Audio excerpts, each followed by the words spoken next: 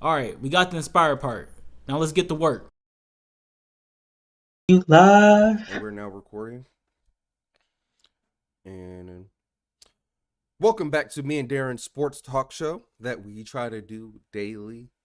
Um, we're gonna cover a couple different topics today. We're gonna try to hit Kemba Walker, Kyrie Irving, and we're gonna try to preview the fight again for this weekend. We're gonna watch. I'm gonna try to show Darren some highlights of Bobby Green, just so he can get like a feel for like what type of fighter he is.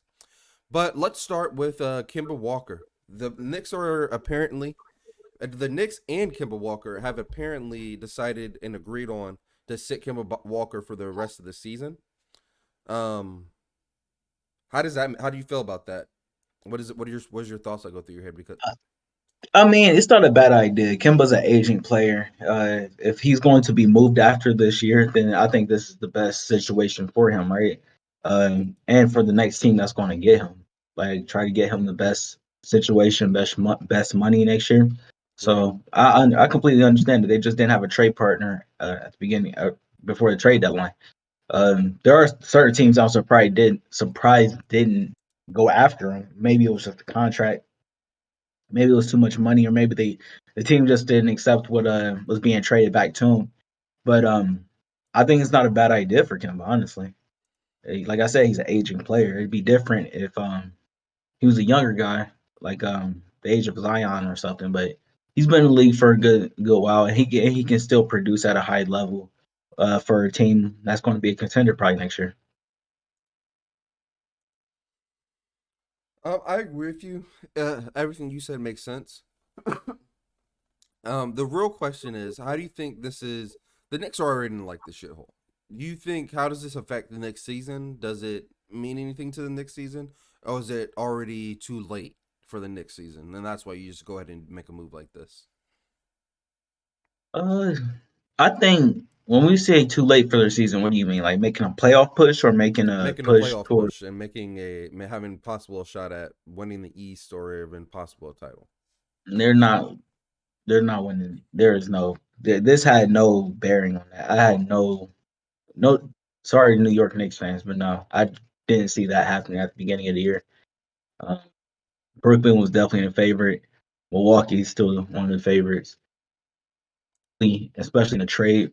Uh, as a recent for James Harden, if James Harden comes back and produces, I still like them more than New York. Honestly, another team is the team that took them out last year in Atlanta. That team is still very good, and they still have all those shooters around them, and they're actually starting to heat up right now.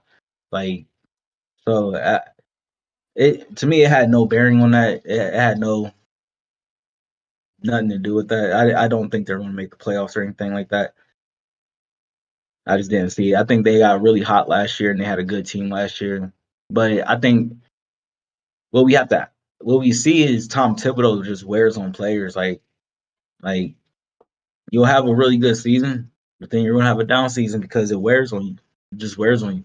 Or they just maybe I just haven't been watching enough New York. Maybe they don't have the shooters. I'm not too sure what's going on with their team. So, do you I just think that don't. really? How much of a factor do you think that really plays? Because I remember I've been hearing that for years.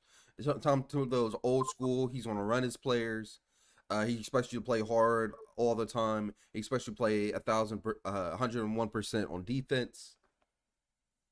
How much you? So you say that you might have like a one good season, but the next season is going to be bad because the wear and tear on your I'm not. body.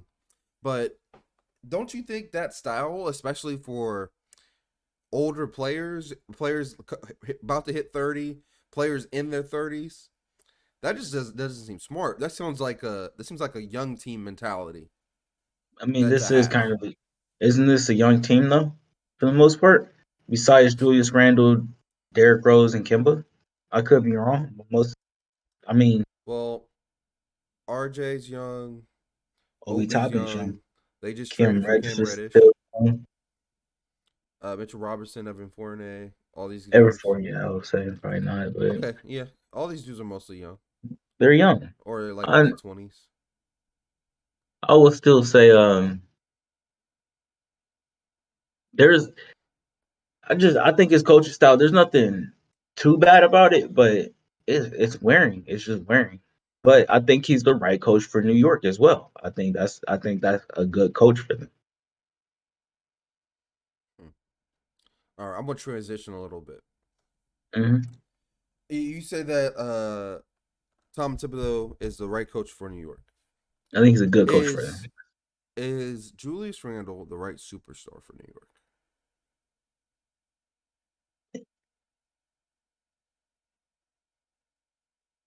He's more of a. Do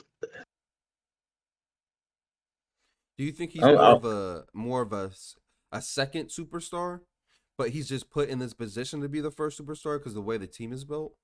one of those. One of those. Either it's the second or the third superstar. If you talk about winning a championship, you need kind of need three right now. I'm gonna be honest with you, and I just don't see him as one or two, all like that.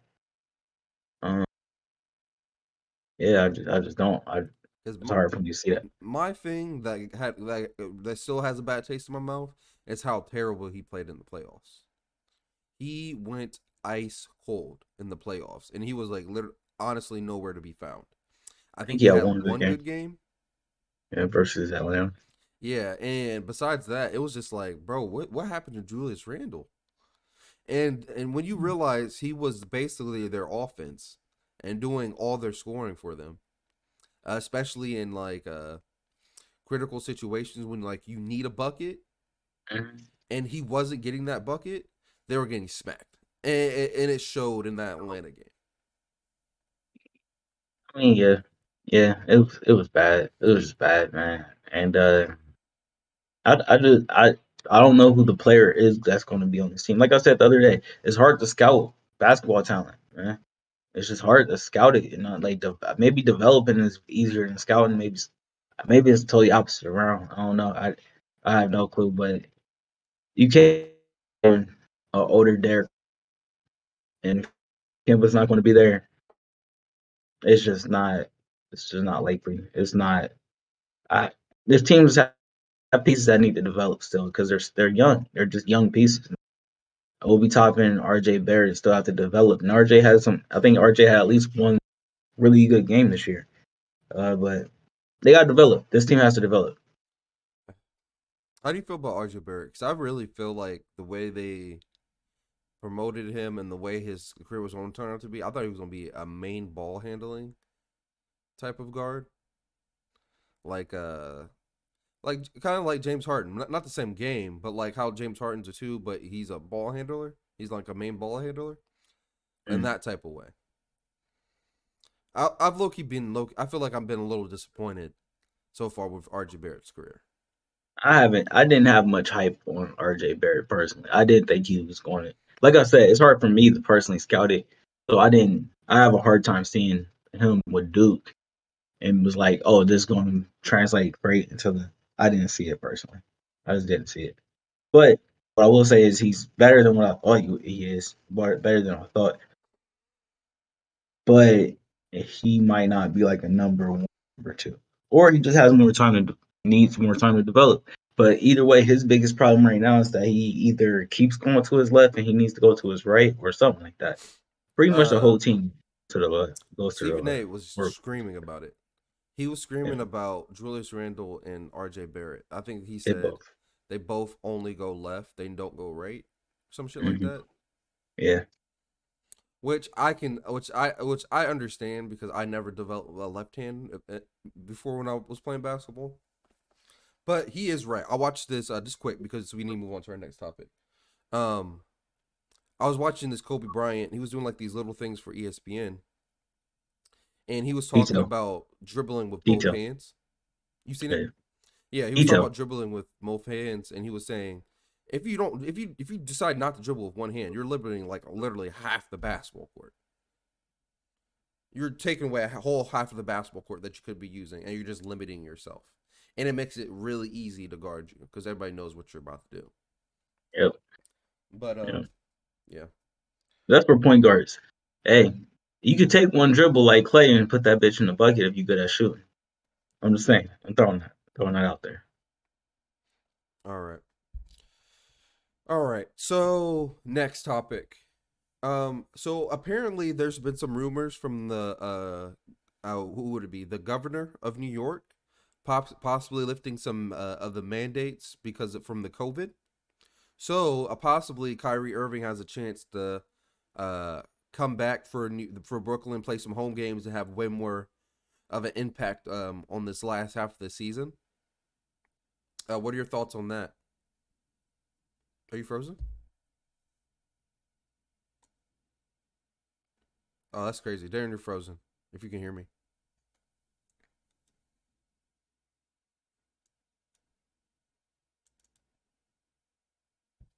You're frozen. Darren, you are frozen.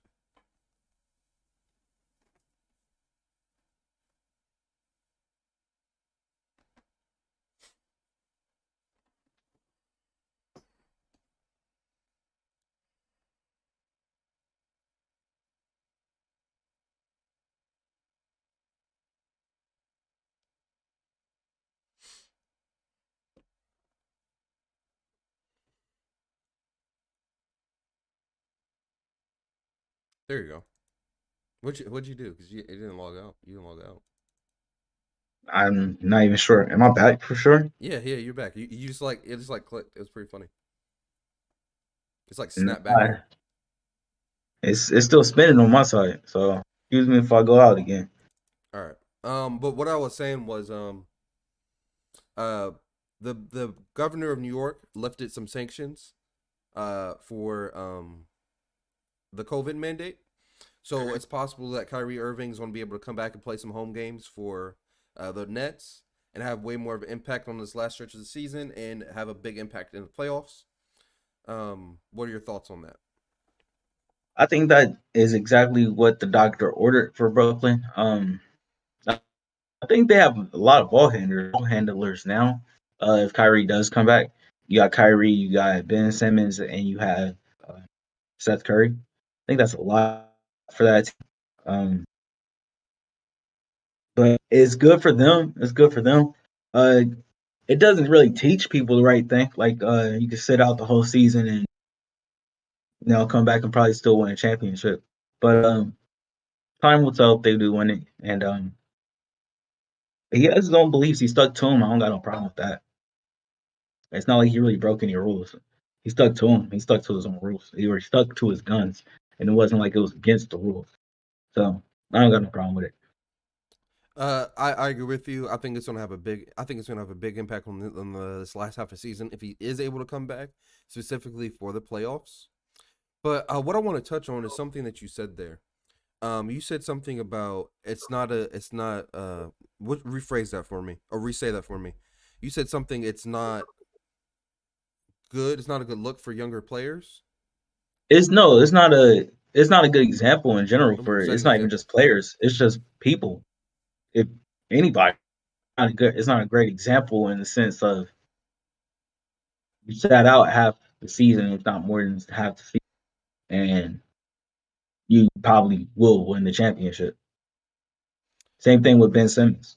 Sit out So half the season, get traded, and probably win the championship. that's what I was about to go to. So do you see any differences or nuances between what Kyrie did, what Ben Simmons is doing, and what Zion is doing?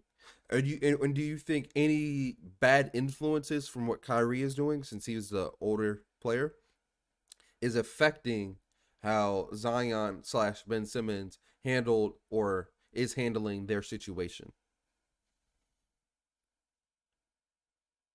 Did you freeze again on me? Yep, he froze. He froze again on me, guys. That's hilarious. Hopefully, I wonder if he's gonna keep that in the edit.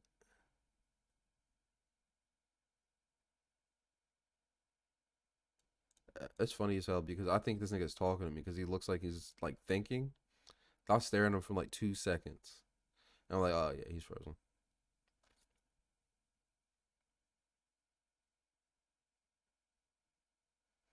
All right, you're back. Could you hear anything I said? I heard everything you said. I'm surprised you didn't hear me. Can you hear me? I can hear you now. All right. I'm sorry about that. Uh, so I'm sorry. The question was, do I think there are different? Hold on, give it a second. Your system's still acting up a little bit. situations, completely different situations. Kyrie is unprecedented. That's the COVID was a we don't know what that's completely different. COVID So is a nobody knows. You know.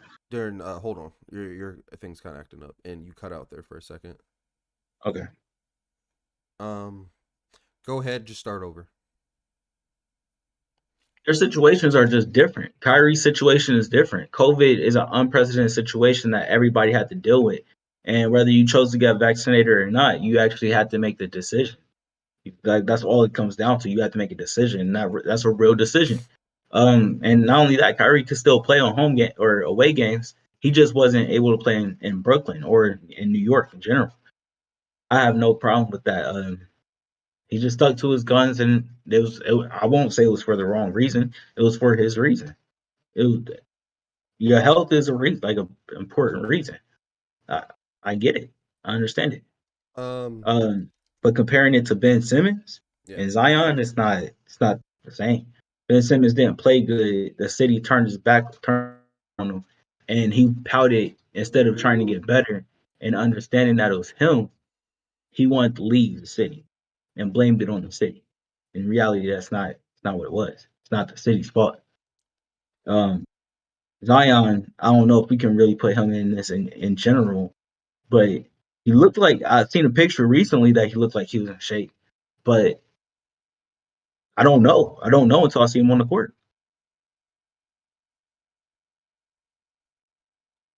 All right. Um, we got anything else to say about Kyrie before we move on? Um, happy to see he's back. He's not my favorite player, but I'm happy to see he's back. I don't think it's Um, official yet. well, It's true, just true, like it's a possibility. true. I think it's going to happen just because the winter is the worst time for COVID. Mm-hmm. Now we're starting to get out of that time. I think as it warms up, that we're going to see those mandates kind of go away. So I think he'll be back. I think he'll be back. All right, bet. The Well, real question before we go, I'm sorry, go ahead. real quick. Who's the main ball handler? Who you putting the ball in? Whose hands are you putting the ball in for most of the game? Ben Simmons to handle or Kyrie? Kyrie. Because Kyrie's playing off ball when James Harden was there. I'm pretty sure. I'd rather the ball in Kyrie's hands. Obviously, you Okay. can mix it up. You can even go like 75-25, 70-30, 80-20, but mostly it's going to be Kyrie. All right. There's still Seth Curry too, because he can't be just sitting on the bench as good as he should. No, he's going to be spotting Yeah. up. Bro, if they have Seth Curry and they get what's homie's name? Joe something? Joe Harris, no, I think he's done for the season. Oh, he's done for the season. It's official. I, Okay, I could be wrong, but I think he's done. because I was thinking he might be able to come back for playoffs or something. Maybe in the playoffs, but I don't think it'd be first round. So, Gotcha.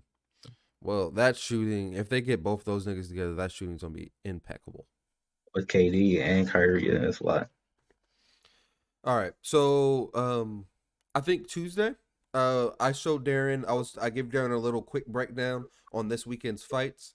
So now, since Darren showed like a little bit of interest in it, I wanted to show Darren uh just a little bit of Bobby Green, so you can get kind of a feel for his fighting style. I can't. Wait. I can't see. I gotta go out and go back in. Okay, go ahead, because I need to fix our screen for that anyway.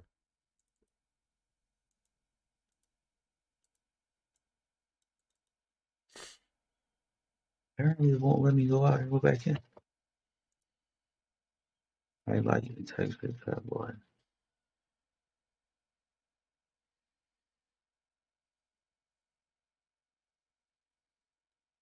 Well, here's what I can do. I can either show you a fight because it's a really short. It's not that long of a fight, or I can just show you like a quick highlight reel. All It's right, up to you. let's do it like this though, because this is acting up over here. I'm gonna go into it on my phone and just watch it on my phone, and we'll Oh, still work. That keep it works. up. That works.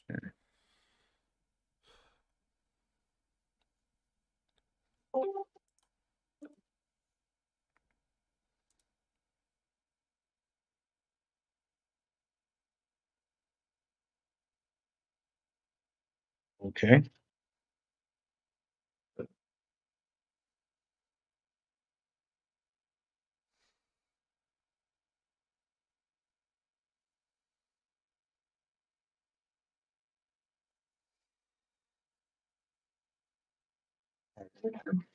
You go. Yeah, I'm good to watch it. All right, bet. Um, so just a little a quick revive. A lot of head movement, hands are low. He's throwing punches from his waist, so it's kind of harder for fighters to see it. Um, yeah, look for all that.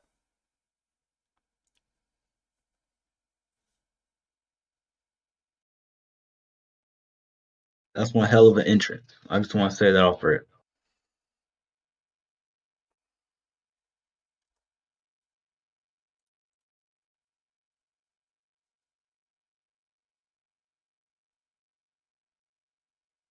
Yeah, he keeps his hands well. That's for sure.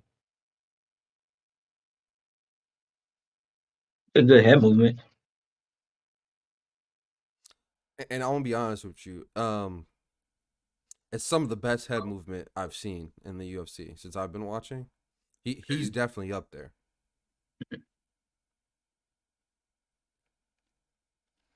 Another thing I liked about he was in his press conference this week. He was talking about how a lot of fighters are only focused on winning, and he said Hmm. that's cool, and I get it. You want to win the fight, but I feel like there's more to this sport than just winning. I think there's something to putting on a show and entertaining the fans. And every time I go out there, I want to be able to give the fans um, something they can take home. And I thought that was That's really interesting cool. too. That's cool, but don't end up on the mat. And that don't be let that be the thing I take home.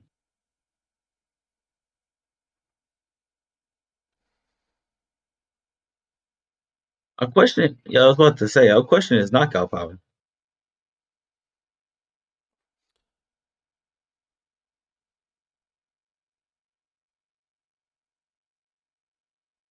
He is all in this dude.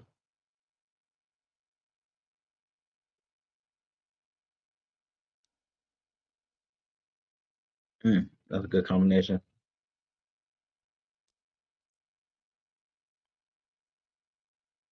Bro, why is this dude half of this highlight tape, bro? I don't know, probably because he beat his ass. I'm weak. Man, half his highlight tape with this guy. You could tell his game is definitely stand up though. Mm-hmm. Keeps Definitely. the distance. He can use his head movement, use his legs, long arms to strike. Yeah, the only thing I question is his knockout power, but I don't question that he'll land.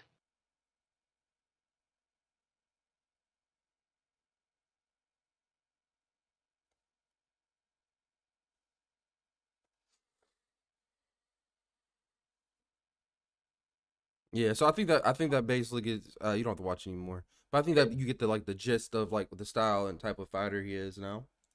Hmm. Uh Yeah, Go ahead. Do you have I mean, any more questions about him, about the fight this weekend? you did a good job describing him. I just question his knockout power, and that could just be the weight class, but he's a good striker. Like I said, he'll land. The judges should definitely like. I'm a big boxing person, so I think. I mean, if he lands, he lands. Like that's a good thing. That's a great thing, obviously. But I don't see the knockout power, and it sounds like the guy he's going up against, he needs to put him away at some point. Definitely. And if he's not able to do that, and now I could be wrong. Like that highlight could have just been wait to get to the knockouts at the end of the videos. I don't know how many knockouts he got, but I just question it. I guess that's the only thing I'm questioning. I don't question anything else though. Just to give you an idea, because I just looked it up real quick. For his career, he has 10 knockouts. This is for his wins. He has 10 knockouts, 8 submissions, and 11 decisions. All So right, he's so he actually knocks a people pretty out. Yeah, he knocks people well-rounded out.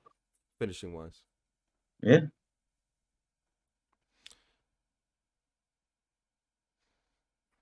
All right. I Well, was excited, but I wasn't too sure. you cut out. You just came back weird. You good? Go ahead.